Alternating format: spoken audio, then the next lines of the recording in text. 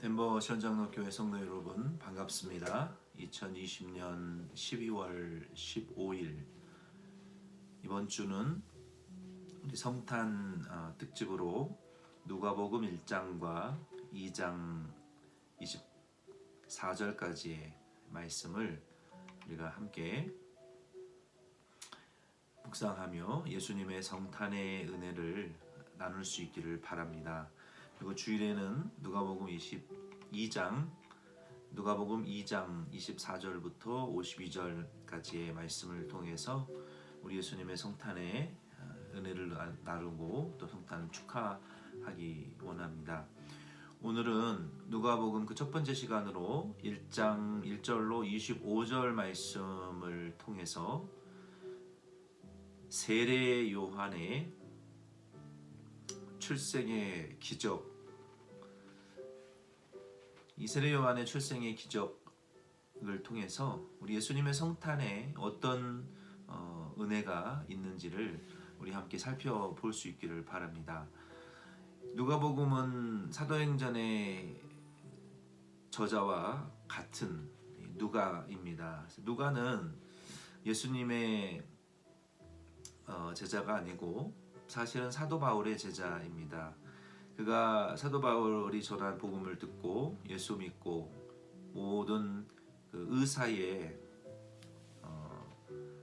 특권을 다 내려놓고 바울을 섬기며 추종하며 복음 전도에 동행하며 많은 유익을 주고 하나님 나라의 복음에 귀하게 쓰임을 받았습니다. 이 누가는 자기와 친분이 있는 로마의 그 기사였던 높은 직책이죠. 이 데오빌로에게 누가복음과 사도행전을 상세하게, 그도 예수를 믿고 구원받은 사람인 것 같아요. 더 자세히 예수 그리스도에 대한 구원의 복음을 기록하고 또 근본부터 연구하여 또 그것을 바탕으로 예수님의 복음 사역의 열매까지 보고하는 형식으로 이 말씀을 기록했습니다. 누가는 예수님의 구원에 대한 이 메시지를 정리하면서 누가복음 1장 5절로 25절 말씀에 세례 요한의 탄생의 기적을 기록하고 있습니다. 헤롯 왕이 통치하던 때에는요, 예수님 탄생하시던 해, 그러니까 BC 37년부터 예수님이 탄생하시던 해까지 유대인의 그 지배국가는 로마고 그 식민지로서의 왕이 헤롯이었습니다. 그는 에돔의 자손이었고 로마의 지배를 받는 그 분봉왕 속국이 되어버렸죠. 로마의 통치를 받게 되어서 이제 분봉왕이 되었습니다. 이 헤롯은 정말 그 폭군이었습니다. 사실 그 헤롯이 통치하던 기간에 아비야 반열에서 제사장이었던 이 사가랴 그리고 그의 아내 엘리사벳이 등장하게 되는데요. 그 당시까지도 약 2만 명이 되는 제사장들은 제비를 뽑아서 1년에 6개월에 한 번씩 그 순서를 이제 제비를 뽑게 됩니다. 그래서 2만 명이 넘는 제사장들이 있었기 때문에 평생에 그 제비 뽑기에 뽑히지 못해서 예루살렘 성전에 봉사할 기회를 얻지 못하는 제사장들도 있었습니다. 근데 이 사가랴는 하나님의 섭리로 성전에 봉사하기 위하여 일주일간을 올라와서 봉사하는 그 시기였습니다. 이 사가랴와 엘리사벳은 자녀가 없었어요. 나이가 많아서 이제는 더 이상 자녀를 생산할 수 없는 그러한 생리적인 상황에 이르렀고, 이러한 상황 가운데서 사가랴가 제사장의 반차를 쫓아 제비 뽑기에 뽑혀서 성전에 봉사하는 그 직무를 감당하러 예루살렘 성에 올라왔었습니다. 이 제사장들은 제비에 뽑히면 또 그날도 누가 어떤 봉사를 하게 될지 또 제비를 뽑아서 봉사했습니다. 청소하고 불을 준비하고 또 촛대와 향단을 청소하며 향단에 향을 피우고 제단에 제물을 바치는 이러한 네 가지 정도의 분업화된 제사장의 직무를 위해서 제비를 뽑았는데요. 이 사가랴는 향단에 향을 피우고 또 분향을 드리는 직무에 이번 기회에 제비가 뽑혔습니다. 그래서 사가랴는 자기의 직분대로 향불에 향을 켜고 향연을 하나님께 올려드리는 그 직분을 감당하기 위하여 성소에 들어갔습니다. 그런데 그때에 성소에서 향연을 드릴 때에 백성들은 밖에서 성소 밖에서 기다리고 있습니다. 이 사가랴 제사장 사가랴가 이 성소에 들어가서 향연을 피워 올릴 때 그때 이 11절로 12절 말씀해 보면 천사가 향단 우편에 나타났습니다. 선 것을 사가랴가 보고 너무나 놀랍고 무서워했습니다. 그때에 이 천사가 사가랴에게 준 놀라운 소식이 오늘 본문 말씀의 핵심적인 내용입니다. 이 천사가 사가랴에게 준 메시지는 아들을 주실 것이다. 하나님께서 너에게 아들을 주실 것이고 그 이름을 요한이라 하라고 이름을 지어 주었어요. 이 요한은 여호와의 총애를 받는 자, 여호와의 사랑을 받는 자라는 그러한 의미가 있습니다. 이 천사는 이 두려워하는 사가랴에게 참 하나님의 이 기쁜 소식을 알려주었어요.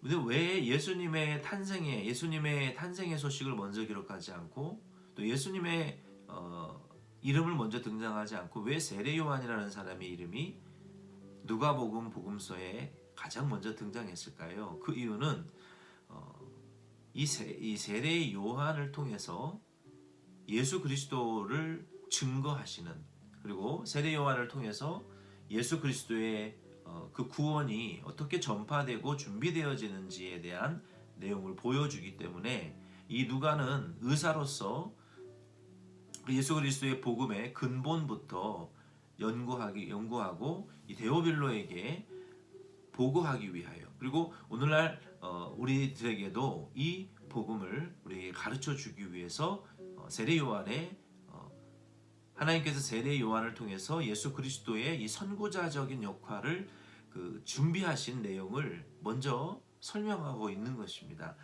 그래서 다른 복음서에 나와 있지 않는 거의 40가지가 넘는 주제들이 이 누가복음에만 등장하는 내용이, 이 독특한 내용들이 사실은 많습니다. 그래서 이런 특징을 가지고 있어요.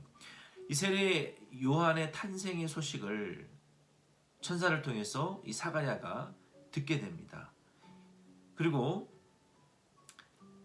그 세례 요한의 이제 사역은 결국 예수님의 복음을 도와주는 그러한 탄생이요, 또 탄생의 기적의 이야기라고 볼 수 있습니다. 오늘 이 말씀을 통해서 저와 여러분도 우리가 탄생하게 된, 이 세상에 오게 된 목적은 사실 하나님의 예정이 있었고 또 하나님의 뜻대로 온 것이죠. 우리도 지난 인생을 살아오면서 우리가 태어난 것 자체도 기적이고 예수 믿게 된 것도 기적 중에 기적이고 지금까지 우리가 살아오면서 하나님의 도우심의 손길들을, 기적들을 많이 체험했어요. 그래서 우리도 이 땅에 기적적으로 왔는데 우리 탄생의 목적도 이 세례 요한과 같이 예수 그리스도의 복음의 선구자적인 역할, 예수 그리스도의 복음에 일조하기 위한 목적을 갖고 태어났다라는 사실을 여러분 믿으시고 은혜 받으시기를 이 성탄의 은혜를 받으시기를 바랍니다. 이 세례 요한의 탄생의 기적의 의미는요, 여기 13절부터 17절 말씀에 기록이 되어 있는데 두 가지 정도로 우리가 요약할 수 있습니다. 세례 요한을 14절로 15절 말씀에 보면은 그의 부모와 많은 사람들이 세례 요한으로 인하여 기뻐하게 될 것이다 라고 말했어요. 왜냐하면 그가 큰 자가 될 것이고 나시린으로서 하나님 앞에 헌신하여 그리스도를 위한 선구자적인 역할을 감당할 것이며 그가 많은 예수 그리스도에 대한 복음 진리를 깨닫고 그리고 하나님의 성령과 인도의 주장을 온전히 순종함으로 하나님의 사명을 완성해 갈 것이기 때문에 많은 사람들이 그로 인하여 기쁨을 얻게 될 것이라고 말했어요. 결국 세례 요한의 삶을 통하여 이 세례 요한의 사명을 통하여 구약의 마지막 이 선지자로서의 사명을 통하여 헌신하며 또 하나님의 성령을 순종함으로 이 예수 그리스도에 대한 진리를 많이 알려주고 이 구원받게 하는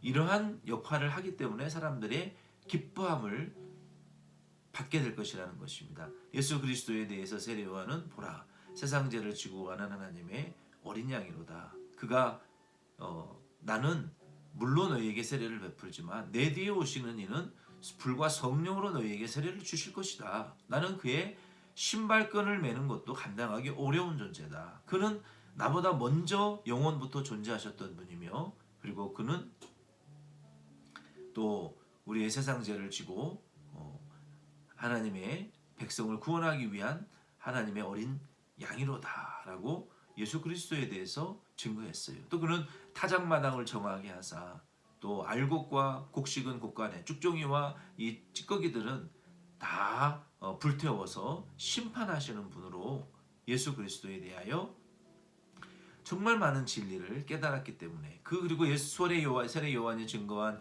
회개의 세례와 베푼 복음을 그가 베푼 회개의 세례와 또 복음을 듣고 많은 사람들이 예수 믿고 구원받았기 때문에 그로 인하여 예수 믿은 자들이 큰 구원의 기쁨을 누리게 된다는 말씀입니다. 저와 여러분도 우리도 세례 요한처럼 예수 그리스도에 대한 진리를 우리가 더 많이 깨달으시고 세례 요한보다 더 큰 자가 되시며 또 이 예수 그리스도의 복음 사역을 우리가 도와드리고 또 그 복음을 전하여 다른 많은 분들에게도 우리로 인하여 예수님의 구원의 기쁨을 누리고 정말 감사할 수 있는 그런 많은 이들의 복음을 위한 기쁨이 되는 저와 여러분 되기를 바랍니다. 또 두 번째는 16절로 17절 말씀에 보면 세례 요한은 회개 세례를 베풀며 택한 많은 백성들을 그리스도에게로 인도했어요. 그는 말라기 4장 5절로 6절 말씀에 예언된 엘리야의 심정과 능력을 가지고 온 구약의 마지막 선지자라고 예수님께서 마태복음 17장 10절로 13절에 세례 요한이 엘리야의 심정으로 또 권능으로 온 마지막 구약의 선지자라는 것을 예수님이 직접 증거해 주셨습니다. 그래서 그는 엘리야처럼 죄를 미워하고 또 이스라엘 백성들을 책망하고 회개의 세례를 베풀므로 하나님께 돌이키려고 했고 또 인간의 잘못된 모든 윤리를 하나님의 말씀과 계명으로 돌이켜서 세워주려는 이러한 심령을 가지고 세례 요한이 사역을 감당했습니다. 그러므로 저와 여러분도 두 번째로 이 세례 요한과 같이 이 엘리야의 심정을 가지고 죄와 마귀는 악을 미워하고 우리가 선과 진리를 사랑하는 저와 여러분 되기를 바라고 많은 영혼들을 하나님께로 돌이켜주고 하나님의 말씀과 계명을 세워주는 그런 저와 여러분 될 수 있기를 바랍니다. 이 놀라운 이 복음의 선구자 역할을 할 세례 요한의 자기 아들의 그 탄생을 통한 예수 그리스도의 복음을 세우는 이러한 사명을 깨닫고 사가랴가 이 천사 가브리엘의 증거를 믿지 못했어요. 그래서 아들이 태어날 때까지 그가 벙어리가 되겠다라고 한 말씀대로 벙어리가 되었고 많은 사람들은 밖에서 이 사가랴가 지체하고 나왔을 때는 벙어리가 되는 것을 보고 이건 분명히 하나님의 비전을 봤다라고 생각했어요. 그리고 사가랴는 집으로 돌아가서 침묵하고 잠잠히 하나님의 뜻을 기다리며